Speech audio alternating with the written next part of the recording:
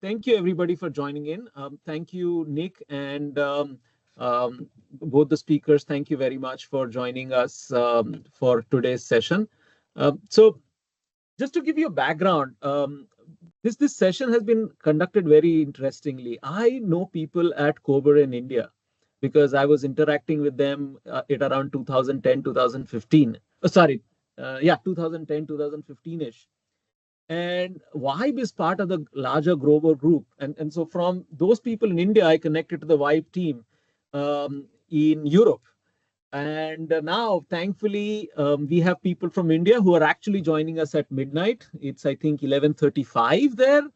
So we have them joining at 11:35, and I have the speakers joining me from India, Europe, which is around their evening time. So welcome everybody. Thanks both of them. While I let the speakers introduce themselves, I want to say that it has been really interesting to talk to Nick and Tiago. Nick is the Chief Growth Officer and the Chief Product Officer at Vibe. And Tiago is the Chief Technology Officer. Both are highly experienced. And I think both are very good friends. That's what I could make out from when I was talking to them. And one time when their friendship was tested was, I think, last week. I can see the smile, and I'm sure they'll talk to you more about it. Both are ardent football fans. And by football, I mean a sport that you play with your legs, not a sport where you hold the ball in your hand and run. That's not football. So, yeah, both are ardent football fans. And Tiago is in Portugal. He is a fan of Benfica, and Nick, being in Germany, is a fan of Bayern Munich. And both had their game last week. So I don't know if they're still friends after that game. uh, but I'll leave it at that. Have them introduce themselves. And yeah, take it from here, Nick and Tiago. Yeah, thank you very much for the great introduction. Yeah, thanks for having us here. We are friends again, yeah, and that is exactly what gamification is also about, yeah, to have a bit of healthy competition, yeah, to have a motivation to win, but then also set common challenges at the very end, yeah, and reassemble again like you would be on the pitch, on the field, yeah, on the soccer, or as you called it correctly, a football field, yeah. And that's what is gamification all about, and that is what we do with Vibe in close collaboration also with Scottish Kerber, yeah, what we bring to the B2B, to the work environment. And today we would like to talk about unlocking engagement, and really the psychology about it. Yeah, and our goals for today's webinar are that we do a short introduction, then we go into kind of high-level key trends in supply chain logistics industry before we deep dive really into the psychology of engagement and gamification, and then show you how game mechanisms can really be applied in real life in the supply chain and logistics industry. We will wrap this up in around about 30 minutes, and then we leave plenty of time for a lively Q&A discussion with you. We really invite you to participate. Let's make this interactive together. With this, I would like to introduce us very briefly again. My name is Nick. I'm the Chief Growth and Product Officer. Launched my first logistic venture after my bachelor, then joined an M&A and strategy consulting firm, went back to founding ventures, and lastly, together with Kerber and Thiago, we founded Vibe. Handing over to you. In quick presentation as well. 12 years or more than 12 years in consultancy around Europe. Worked in a few countries, in a few projects. After a few years in consultancy, I decided that I was done with that, and I came to Kerber and founded this application, software as a service, together with Nick. Yeah, that's it. Yeah, so we're super happy to be here today, yeah, in close collaboration with Scottish Kerber. And of course, thanks again to all of you and to Florida Gulf Coast University to invite us. Happy to talk to you about basically 3 core topics today, yeah. First, we would like to provide an introduction to the concept of gamification and its key principles, and then discuss how we implement and transform the supply chain industry by applying game-like elements in this sector. And at the end, we want to facilitate an open discussion with you and really kind of explore new ideas, and make this interactive. But before we kick it off, let's gamify the entire event today. What we want to do with you is that we give you the chance to win a 20 euro Amazon voucher by participating in certain poll questions, which you will see throughout the entire event. Please answer accurately, but also timely, so speedy. Before we now get started and test your knowledge, be really, it's at the end of each section, you will get a poll question, so pay attention, be actively involved. So therefore, now let's test it. And please enter with your mobile phone and scan the QR code, which you see in the top right, and answer one question. But before you answer, please do not push send. Click on anonymous and enter at least your full name. Don't, not company, not email address, but your full name at least, please. First, ensure name. And then answer one question. So please now take out your mobile, scan the QR code here on the top right, click on anonymous, enter your full name, and answer the question in one word exactly. 2 participants typing, perfect, 4 typing. Please take out your mobile phones, answer the question in one word. What do you expect from today's webinar? Yes, one word, education, gamification. Exactly. Take out your mobile phone, please, if you have one next to you, and scan the QR code on the top left. Yes. Inspiration, engagement. That's core topic, also for today's webinar, really. Exactly. Improve teaching toolkit, almost one word, but we'll also provide exactly this throughout the webinar, and we will learn more about gamification in the supply chain industry. All right, I see a few more participants typing. Please come to an end.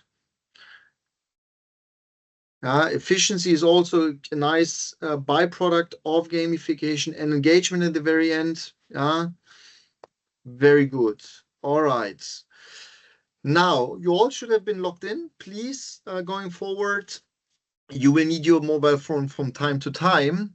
But now we would like, looking at the time, kick it off and go into the key trends in the supply chain industry. And we lay out here 3 key trends. First is the e-commerce growth. So you have a rapid expansion of the e-commerce sector, and the warehouse solutions are reshaping warehouse operations. So there's an increase of demand, to manage higher order volumes and meet faster delivery expectations. This leads to use gamification elements to boost employee intrinsic motivation and drive faster and more efficient delivery. Second one is that you have real-time data analytics, which enables basically warehouse or logistic companies to make data-driven decisions. And now when you have this data, use the data and leverage them to gamify daily tasks and enhance employee motivation. And lastly, safety and health. Back in the days, 2021, you had approximately 5.5 workplace injuries per FTE, full-time employee, full-time equivalent in the warehousing and storage industry. With all the topic around ESG, health and safety becomes more and more important. And also here you can apply gamification elements, for example, 0 accidents to enhance at the very end, health and safety measures. All of these are key trends determining that the workforce trends in the supply chain logistic industry also show towards gamification. We have the rising number of employees in the warehouse industry. The number tripled from 2013 to 2023 to almost 2 million employees in the warehouse sector itself. Everybody talks about robotics. Yes, there's a certain stagnation in the data, but still 2 million people doing the job out there. So if you want to drive efficiency going forward, it's still people doing the job and you need to motivate them.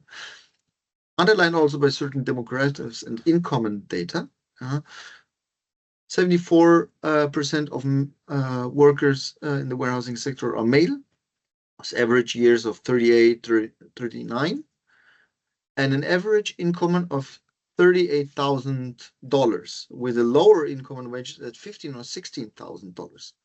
All of these data points now, and this you see here on the bottom of the slide, lead to basically, that you have a workforce growth flowing a little bit, but it's becoming more important to engage and retain the employees. So gamification can boost job satisfaction and help motivating your workforce or the workforce out there. Underlined by Gallup research data. Gallup is one of the leading research institutes for engagement, and they basically say that only 21% of the people are engaged. In turn, 79% of the people are not engaged, and this costs the economy trillions out there. Lots of data, lots of information. Let's get back to the engaging part now a little bit of this webinar. Please take out your mobiles and jump into our first poll question. Let's see who exactly. Rachel joined. Kat joined. Great. Please join. All right. Pierce there. All right. I on 13 and 16 participants. All right. Please. 5 more seconds to join. Great. Amazing. Now, you should see in a second, the poll question. And again, it's the one with the quickest answers will win. We launch the poll in 3, 2, 1, launch, please. Based on the Gallup research we provided, what percentage of employees are not fully engaged? 5 seconds to answer. 3, 2, 1. All right. Thank you very much. Most of you, yes, got the answer right. Thank you very much for participating. We will see later what we do with the data we gathered. Now, let's come back to the psychology of engagement and gamification. And we would like to start a bit of a theory, and we brought today 3 core principles and theories which support the need of gamification. So first to mention is the self-efficiency by Albert Bandura, which basically refers to an individual belief in their ability to succeed in specific situation or accomplish certain tasks. High self-efficiency boosts confidence, and leading individuals to take on more challenging tasks, and show a certain persistence. The second one we wanted to discuss with you is the achievement motivation by David McClelland, where we when we look at the theory which suggests that individuals with a high need for achievement are motivated to set challenging goals for themselves. And this has an impact on the success behavior at the same time. Success behavior can be shaped by reinforcement, positive reinforcement, like rewards, for example, like we're doing it today in this webinar. And we all know the concept of smart goal setting. Goals need to be specific, measurable, achievable, relevant, and time-bound. And when you have these smart goals, you can gamify them and increase the intrinsic motivation. Speaking of intrinsic motivation, if you want to find out more about this topic, please reach out to our research and design team lead, Maria Drummond. She's a postgraduate with a postgraduate degree in psychology from University from Algarve. She just published an article on our website, which you can also, again, download now here or later if you like. Please also feel free to reach out to Maria. You can find her on LinkedIn if you want to find out more about really the psychology behind of gamification.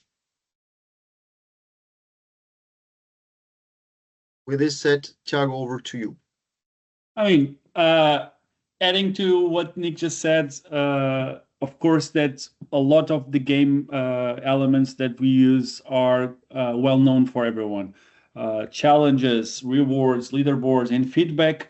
It's the bread and butter for everyone that works in every part of industry or any part of the industry, but also it's the bread and butter that for us that we are in university, or if you are in school, or if we play games. So all what we are doing here is that we are picking up all those elements that we are well aware in our day-to-day life, and we can give you examples. I mean, we are surrounded by stuff that happens in B2C, on business to consumer, around us with gamification. Miles, every time we fly, either it's Miles and More from Lufthansa or in US from United or Delta, we are surrounded with that. That's the first, I guess, everyone is a first case of gamification that everyone is understands and learns as soon as we get to 16, 17 years old and we start traveling. Then, of course, fuel turn points into fuel, but we can go even beyond and when Nike applications. So the challenges, if you run 5K or if you run 10K, you get your badges. Everything that we are talking here, and last but not least, Duolingo. So they are the most successful gamification app for B2C, definitely to learn languages. So all these examples are learning or gamification through some kind of component, either rewards, leaderboards, badges, etc. That releases the endorphin that you are making positive stuff around you, and you are wanting to keep going. And since we want to keep going, let's go to the second question. Get ready. You should not log in again. If you open your phone, you will see the question there in a second. Just open it again. It should be already there. 2 more seconds. Let's go. Second question. Which of the following is example of a gamification element? 7 seconds. Sorry, 5, 3, 2, go. So 94% of the people answered leaderboards, and it's definitely the correct answer. Okay. Moving forward, game mechanics and in the supply chain and logistics industry. What we are going to show here in this next few slides is our approach to gamification and what we want to achieve and what we want to help our customers to achieve. So we have 3 major applications. On the left-hand side, you can see the app for employees. The app for employees is the app that the users will see to see their results, to see their challenges, what they need to achieve, but it's something that they do not need to use during their work. So what we are building here is an app that provides information, but people will continue doing their work. Examples. So be the first to get 300 medium size pics in a week. So this is the green one in the middle on the app. So this is the type of a challenge that we have with our clients in throughout our clients, and it's fairly straightforward. But if someone achieves the 300 pics, will get rewards, and those rewards will then create this cycle that people will feel better because they are rewarded with their work. In the center, you have the desktop back office tool for managers. So we provide to warehouse manager, a shift manager, someone that's has a team and wants to motivate them. We provide a dashboard tool. I mean, more than a dashboard, but it has dashboards, of course, to create challenges, to create items in the store that allows people to fetch or to choose what they want to use with their coins and coins that they get as a reward. And all those small pieces, again, create the gamification layer for that. Lastly, we have the public display, which is we show the data in real time in a shop floor. So instead of people stopping their work, stopping using their mobile phone in order to picking up the mobile phone to see their results, they can see live in the shop floor in public displays, and those public displays will show that first the challenges and who is in first. Again, motivating people to do the extra mile going forward. Quick explainer here. So we define challenges on the manager. The user will see the challenge, participate, do their normal work. Do not need to use the application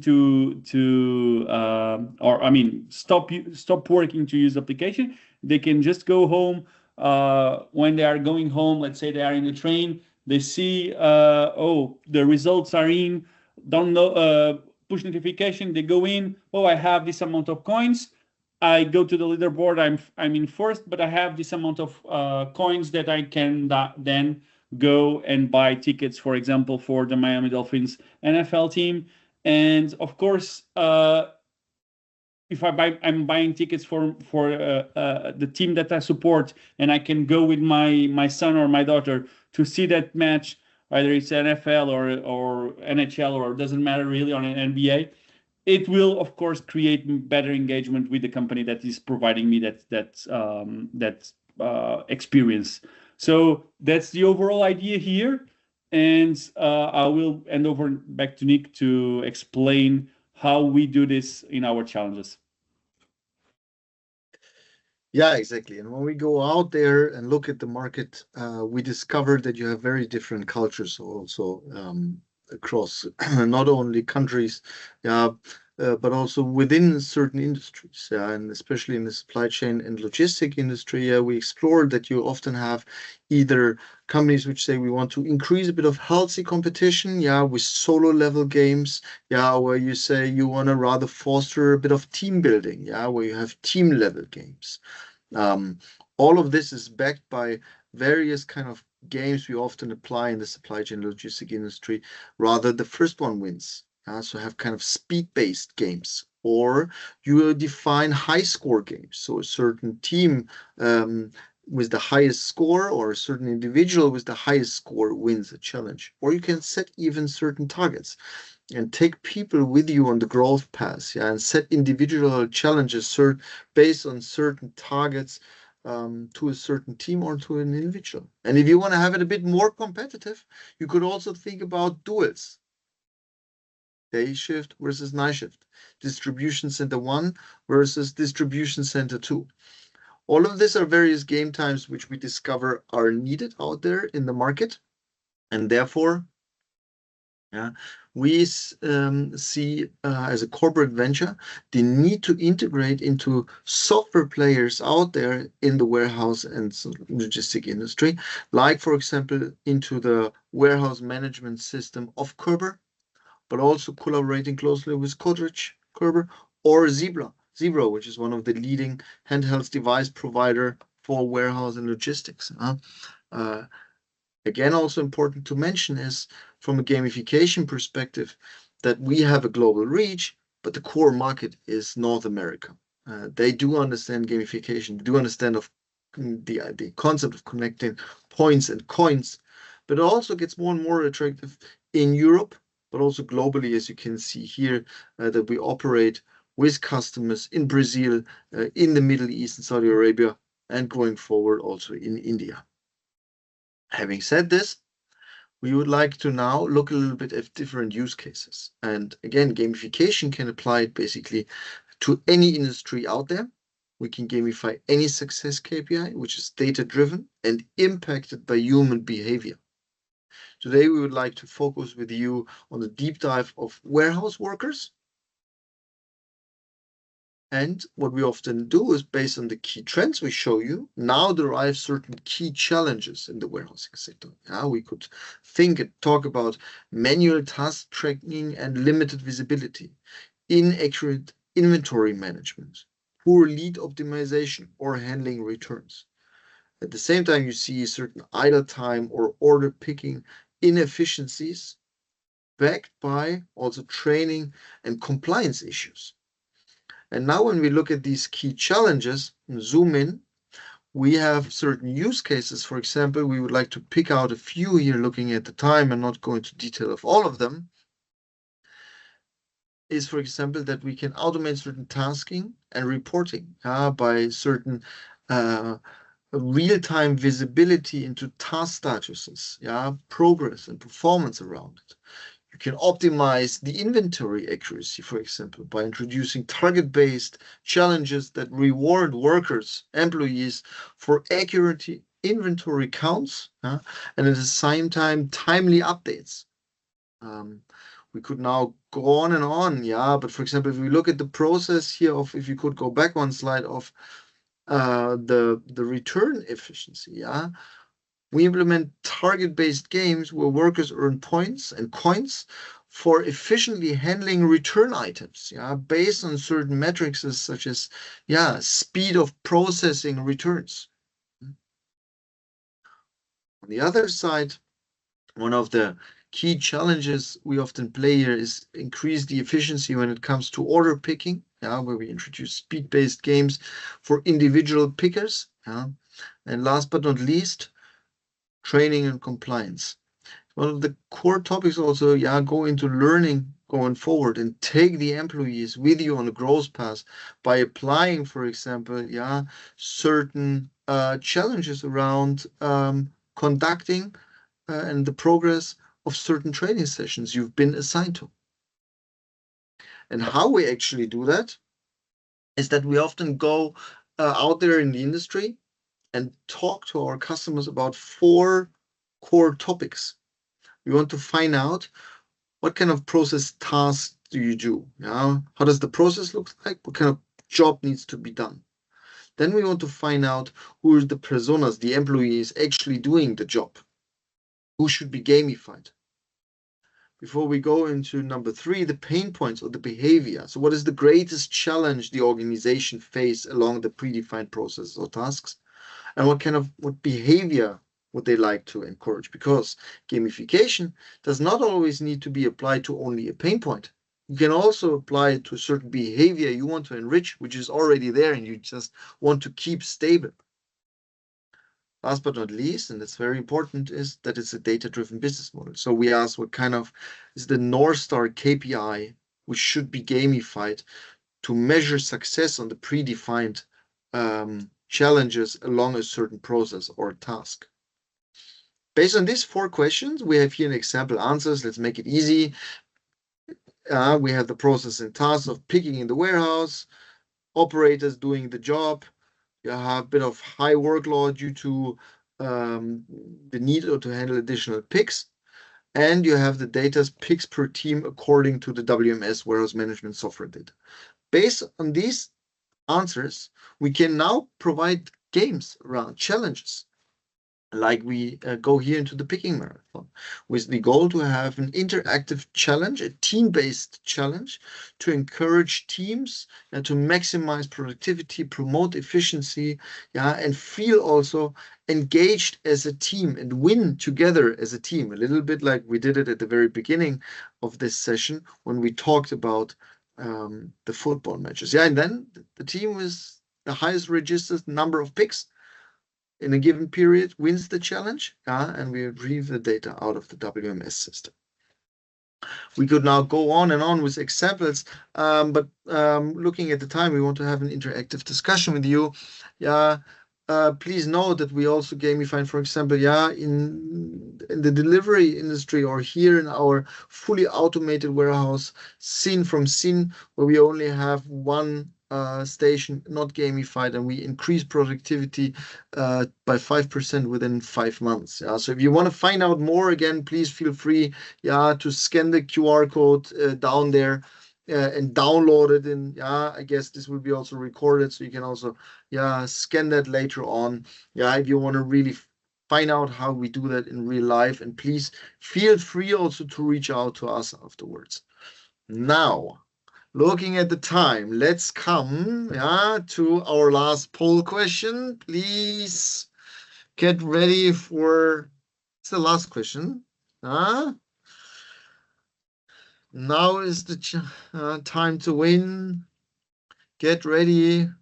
We launch the poll in 3, 2, 1. Launch and answer how many months were necessary for Sin to achieve a 5% increase in productivity?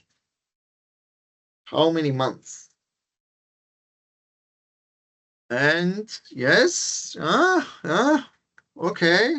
Correct answer is 5 months. Yeah, so not even half a year, and the productivity increased already by 5%. Top-notch software in a fully automated warehouse implemented. Only one station manually, and we gamified exactly the station and reached 5% increase. Cool. Thank you very much. Do we show the winner now? Yes. Yes. So now, Drum rolls. and the winner of our today's challenge is. Oh. Oh, okay. Yush. Let's give it to somebody else. Okay, so we give it to someone. Rodrigo, the next person, Rodrigo. Then Rodrigo, congratulations. Yeah, you answered almost all questions right. Yeah, in the shortest time frame together with Elvis. And this is a draw, and draw means you both are the winners. Yeah. Thank you very much for participating. I mean, this was now done with Slido. Yeah, but usually exactly this is why we have an even more engaging application around it to take exactly congratulations to take people with you on the growth journey, to pay attention to certain tasks. Yeah, but be also a bit of intrinsic motivated. Yeah, doesn't always need to be the monetary reward. Of course, you want it. Yeah.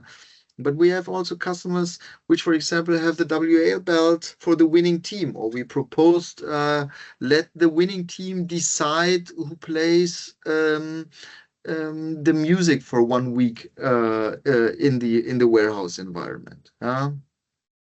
Good. With this said, we would like now to open up a lively discussion. We happy to connect also afterwards. You see here Thiago and my QR code for our LinkedIn profiles. Yeah, feel free also again scan it and connect to us. But now I guess we have 23 minutes left, and we would very much appreciate a lively discussion with you. Thank you very much. Thanks, Nick and Thiago. To the participants, I would like to say that I've had engaging discussions with both of them. So please feel free to reach out. Any kind of questions, I'm sure you'll get good answers. Or if you don't, I have a ton of questions already in spite of our discussions. Zachary, you have the first one, if I see that correctly. Yeah, hey, thanks. And thank you for your time today. I appreciate you putting this on. This has been really cool. I have a question, and if this doesn't make sense, let me know. I'm just trying to think of this still in my head. So for the example you just showed about warehousing and how you can implement gamification processes there, do you find that you have to kind of universally apply these processes? So say, for instance, we just apply a gamified model to the outbound process. Do you find that that will then create bottlenecks at your point of shipping? Do you then have to go, is it like an all or nothing kind of thing? If you're going to gamify one kind of process or one function of your little warehouse, does that work as well as doing the whole thing? Can it lead to bottlenecks? Does that make sense? Yeah, so that makes sense. The question makes sense. And Thiago, you want to go first, please? I was just going to say that totally makes sense, and we have an example for that. But please, Nick. No, you go. Yeah, I mean, it's exactly the example that we just talk about Sin. So this is a Portuguese facility. They have a fully automated since a pallet is unloaded and enters the warehouse, and all the step is automated until someone needs to create a pallet for going away. And the only part that's from all of these steps until someone do a pallet, only the palleting process that's manual that we are gamifying. After that, someone goes to picking up the pallets and dispatched outbound from the facility. So, and we were able to increase the 5% productivity, only that. So, I mean, yes, the short answer will be yes, it's possible, and it does not need to be around everything, or as you said, all or nothing. You can really go in small parts that you feel that would be could have quick wins, for example, and then we go further. That's just an example, yeah. And probably to adding to this also to the bottleneck question, basically, right? So let's assume that you now figure out that you have one process step optimized, yeah, which leads probably to a backlog on the following process step. And the beauty of gamification is at the very end that as long as you have the data in place and you can basically tie the data to a team or an individual, you can also go to the next process step and gamify it, because gamification basically can be applied along the entire value chain. That's what we do with the 4 questions or 4 topics questions we provided. Awesome. Thanks, Al. We had a question from somebody. Rodrigo, right? Yes, Rodrigo had a question. Hi, guys. Quick question. So if we think about a sort of customer order picking process, and we think on a big warehouse, and we might have pallets with mono products, pallets with multiple products. So if you gamify and saying the speed of picking, won't you be creating also a little bit of a side effect of a byproduct for people trying to go for the easy pick rather than the most urgent pick? So there are some patterns that people will find the holes. They'll find the holes in the process to try to get the reward rather than actually going for the right right picking process or the right critical path within my warehouse. So did you find any sort of examples, and how did you tackle those examples and stop them from happening? Can I piggyback on Rodrigo's question that when this picking is gamified, does accuracy suffer?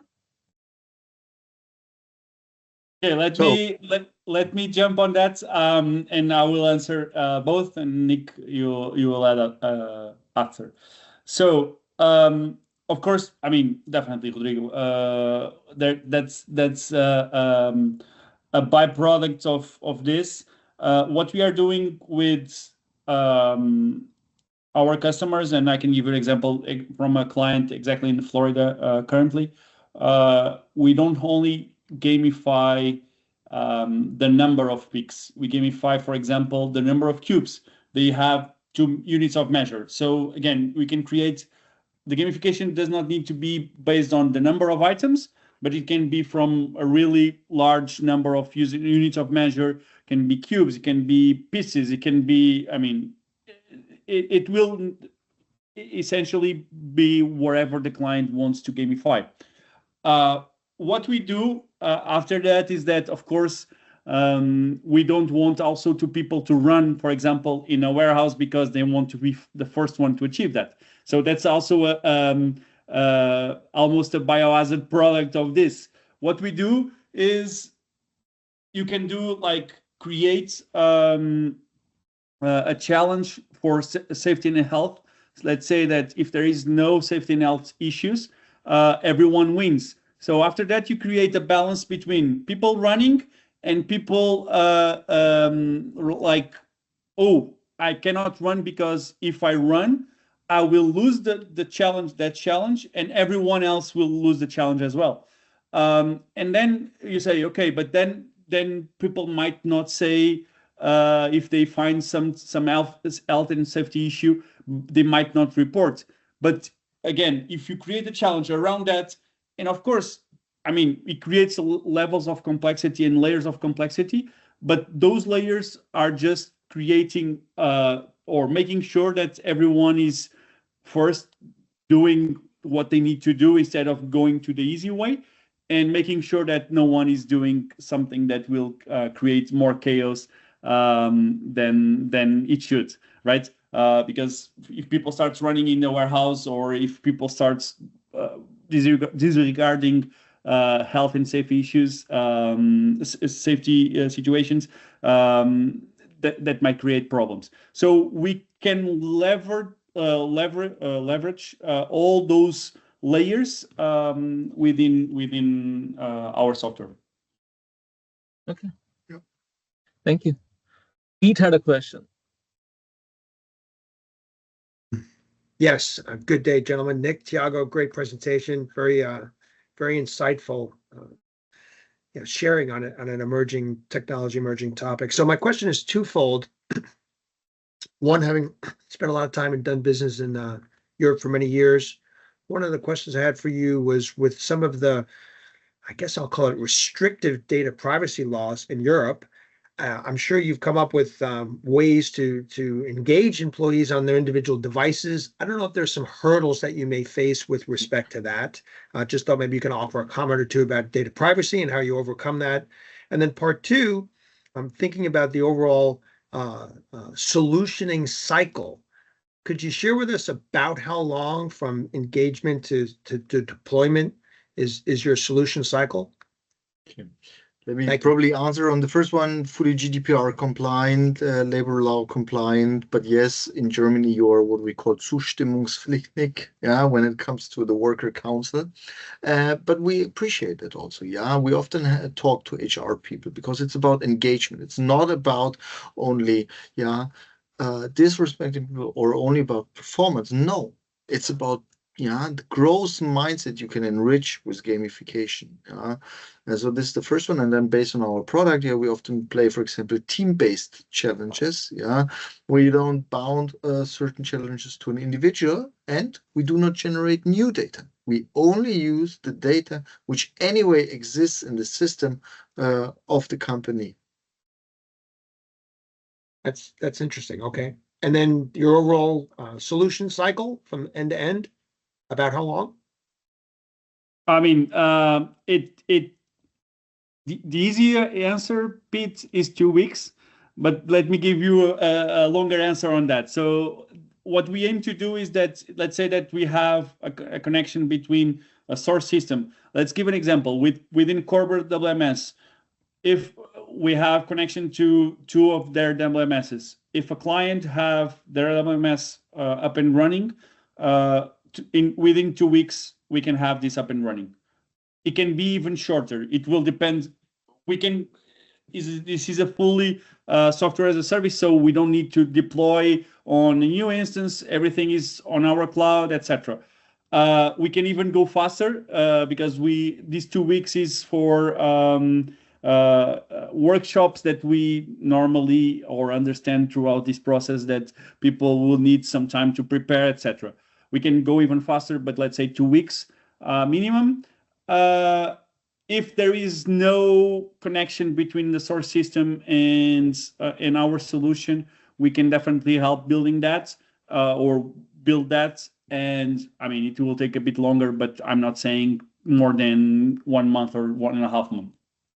Okay. Please, to add, Pete, very clear. At the end, implementing gamification is not rocket science. So once we come in and we understand together with the people, process, jobs to be done, people to be gamified, pain points, and existing data. Again, we can implement it fairly easy. Yes, there's a bit of integration cycle because it's a SaaS product. Sure. That's very helpful. Thank you both. And exactly, just to add, even though it's a SaaS product, just to add that we are removing the layer of people, or the other way around, sorry. We want to avoid that people stop their working in order to input data. So that's why we need to rely on the backbone, let's say like that, to have that integration to collect the data that is already being produced by the workers or the company itself. Thank you. Thanks. Tim, your question, please. Yeah, you guys may have already kind of touched on this, so sorry if I missed it. Thanks for the presentation, by the way, today. It's been really great. So I'm a product manager for a software for an inventory modeling, assortment planning, and depth tool. It's utilized by a couple of hundred users for getting the inventory right in about 6,000 locations nationally for Napa Auto Parts. And as such, the modelers, they're choosing amongst, nearly 500,000 parts, or trying to get the right. I mean, they can only pick a fraction of those basically to stock in a given location. And so they're working inside an existing web-based application. The question I kind of had for you all is, with the work that you all do, are you able to integrate within an existing application, or is it a standalone item, or is it a little bit of both, or what?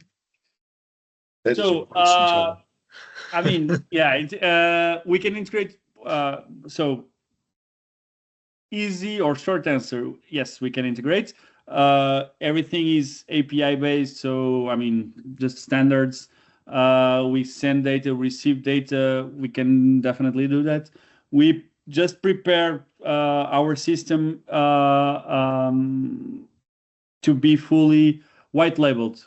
What I mean is that if Tim, you want to have a conversation with us for Vibe to become your gamification layer in our solution, let's have a conversation. The system is ready for that. Yeah, probably to add, right? So let's talk at the engagement layer of it, yeah, and the psychology behind of it at the very end. Yeah, often when you have certain employees, they want to feel very connected to the employer, yeah, and this drives in turn also engagement. Yeah, and that's what Thiago touched on is that, yeah, if you feel like it's a tool or and gamification is something provided basically, yeah, from your employer to you, for example, in a white label perspective, you feel really much attached and connected to your employer, yeah. And then if you even connect certain rewards, which basically connect back to the employer in the system, that's even better, right? So, for example, as a reward, free food in the canteen. You're doing a good job. Your company rewards you for this, yeah. All this is possible out there, yeah, and all this we have seen out there. Nick, can I jump in over here a little? Go ahead, man. Sure. That's exactly what we're doing. Yeah, that's exactly what we're doing as a white labeling solution in the project that we're doing in India, right? Yes. We are giving them that very feel of being engaged, giving the colors, the logo, the brands, to the extent that we've gone to develop the avatars that resemble them. Yeah. Definitely. Yeah. And to add probably, right? So you could go even beyond, yeah, and think now also if you have a certain development cycle in any given company, yeah, growth cycle, you could start match gamification items, features to your development cycle and see how you can use these game elements to drive the growth of each and every employer, yeah, based on the individual growth model of each company. And all of a sudden you have a tech layer, a gamification layer, enabling the growth mindset. Thanks. Yeah, I like it. Thank you. Barb, your question.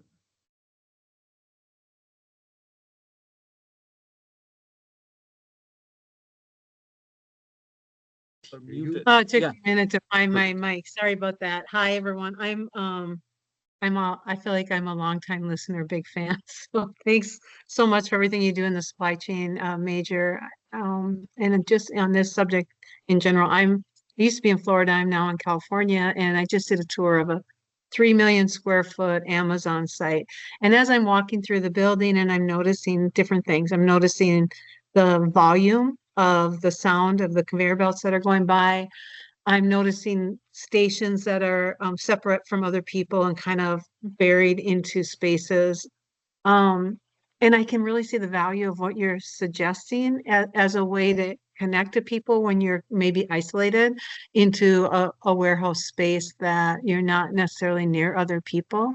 I can also see some really cool benefits for health. Like I would want to gamify it where you snapped a picture and you stuck your earplugs in, and I knew you had your earplugs in when you're working in certain parts of the area, or just those kinds of activities that make you feel connected to the other people that are in the building as you're doing kind of a repetitive activity inside of a space. So I think it's a great idea. So thank you for coming up with that. Thank you so much. Thank you. Yeah, thank you very much for sharing. Probably also to touch base on this thought on is not only, for example, you have often voice picking, for example, by now. Yeah, so people are very, as you said, yeah, isolated and basically, their own voice picking system. But why not to drive engagement also by create a certain challenge and say, hey, your team is doing great today, kind of data flowing in. You say like, hey, you're close to win the challenge together with your team, with your colleagues, kind of, so you really can drive happiness and engagement, which in turn then leads, of course, yes, to also the performance improve. But it's all about engagement, as you said. I had a question. Since nobody raised hand, I'll try to ask. Do you reach a time when there are too many games? Because I keep hearing reports of Lyft and Uber employees. They have their own games. If you pick up so many customers in 3 days or 1 week or do that, and we hear reports of Lyft and Uber employees now just giving up. I'm not going to do even one. Yeah, So and is there a position when the gamification becomes too much? so you touch a very interesting point here. Yeah, we have not discovered throughout the application of Vibe and put out there live. Of course, yeah, when we discuss use cases, we often say again, it's about engagement. It's not only driving more and more and more. It's more about the carrot you provide to create a healthy environment. At the end, it's a company, a cultural decision how you apply these elements at the very end. What we do throughout the implementation, but also the run phases, to rather encourage engagement, and again, balancing also certain KPIs. Health and safety was mentioned as one of the core principles here. Yeah. So I'd just like to add that whenever in my engagement, when I've been talking with Nick and Tiago, one word has always come up. It's engagement and not productivity. It's almost like productivity is a byproduct of engagement. And so Nick and both of them have always said that the stress of gamification is to drive engagement, and it's not directly to drive productivity. Correct me if I'm wrong on this. That's exactly 1000% right. Yes. Yeah. Productivity, lower fluctuation rates, more happiness at work. This is all a byproduct of engagement. Mm. Yeah. Are getting too greedy. At the end, of course, it's an instruments and technology which can be used according to the company culture. The data are there anyway. The question is, what do you do with the data? Yeah. Can I add something? Yes. Please. Yeah. I used to work for operation company for many years, and then I realized that gamification works on our part because on the operation, we didn't go by what one employee is doing, but it's by everybody by using the data. And with that, there was no fight on somebody tried to get something, but we kind of work together to make things happen. Based on that, everybody benefits from it. But that's a great example. But when we think about Uber and Lyft, because I used to do Uber and Lyft as well, I think gamification doesn't work for this type of venue because they go on more on maximize the economic point of view, not the driver who carry their own vehicles and everything, expenses and everything. With that, even you see there's a game, but at the end of the day, when you try to value the game and what you get as a revenue on the job you just did, it still doesn't worth it. Therefore, I think gamification probably doesn't work for type of company like Uber and Lyft. Yeah, I think just to generalize Gene's thing, it's about the inherent relation of the employee and the company. If the inherent relation is negative, introducing games is not going to help too much probably. Exactly. But, I mean, and definitely, and picking up on that, and I agree 100% what you said, John. Picking up on that, one of the examples and one of the case studies that we have is exactly on drivers. But it's the other way around. So in this case, it's drivers that needs, or the KPI that they are measured is to be on time, not early, not later. And we were able to increase even really high number, 92 or 93%. So it was already 92 or 93%, and we were able to increase that on top. So again, it's definitely that some companies it will not work. I mean, if there is a bad relationship, as Professor said, or if people are not super engaged with the company, definitely. But that's everything that we are trying to do, is that we don't want people to drive just productivity, but drive engagement. And as Professor said, it will come to the conclusion that if engagement increases, productivity will be a byproduct or subproduct of that, for sure. All right. Thank you. I know there are more questions, but we are at 2 p.m. That is our hard stop time. Drop it in. Nick. Yeah. So thank you, everybody. Thanks. First of all, thanks, Godrej Cobber in India. Thank you for connecting me to Nick and Tiago. Thanks, Nick and Tiago, both of you, for, I know it's late evening for you. So being here for us at late evening time. Thanks, everybody, to the participants. We admire and we appreciate your continuous support to these topics. Please, if Nick and Tiago had their LinkedIn QR codes, connect with them directly. If you have questions, if you're not, send it to us. We'll be happy to connect you to them. We will keep organizing these webinars every second Wednesday of the month. Our next webinar is on using AI for warehouse optimization. So again, 2 topics which are related to warehouse, but I have your contacts. I will send the invites to the next webinar, which is next Wednesday, I think 8th of December. I'm not 100% sure, but the second Wednesday of December, we are also getting onto the AI bandwagon. If you have any topics, it's 11th. Okay, thanks, Ashit. If you have any topics you want us to cover, if you have any speakers you think would be good for this webinar, please connect to us, to those speakers. We'll be happy to have them and create this kind of learning community. And my last message is, we have a lot of you who keep coming every time. Please feel free to pass these invites to others in your circle, others in your network. Like and repost our post on LinkedIn, because it helps us to create this greater coverage. This is not about making money for us as a university. It's about driving engagement and creating a community of learners. So please help us do that. We'll appreciate your support. Thank you, everybody. And on that note, unless Nick and Tiago have any last words, okay, so we will end this and look forward to seeing you next month. Thank you. Thank you. Thank you, everyone. Thank you, Nick and Diego. Cheers. Thank you. Ciao. Thank you. Thanks.